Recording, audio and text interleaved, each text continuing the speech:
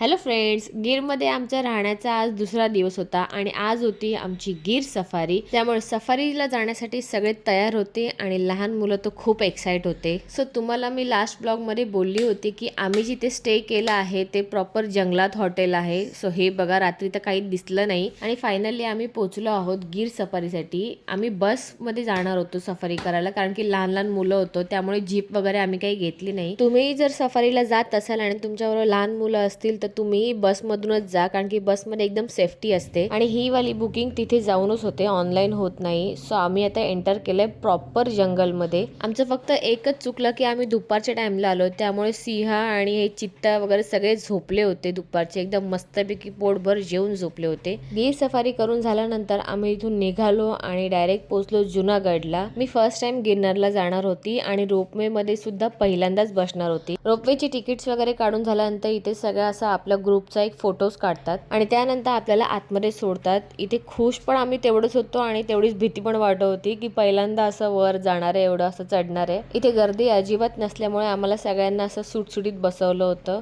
खूप मजा वाटत होती वरती वरती जायला आणि बाकीचा सगळा नजारा तर इतका सुंदर होता, अक्षरशः बघण्यासारखं होता, म्हणून मी जास्त काही शूट नाही केलं.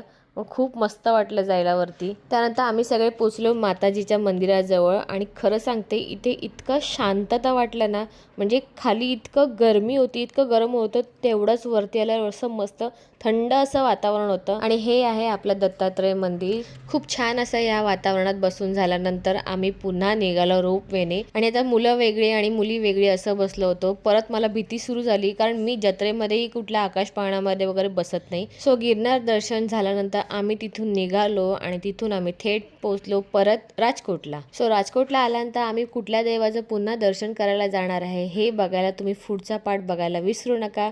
जर तुम्हाला हा व्लॉग आवडला असेल तर लाईक करा, शेअर करा, सबस्क्राईब करायला विसरू नका. तोपर्यंत बाय.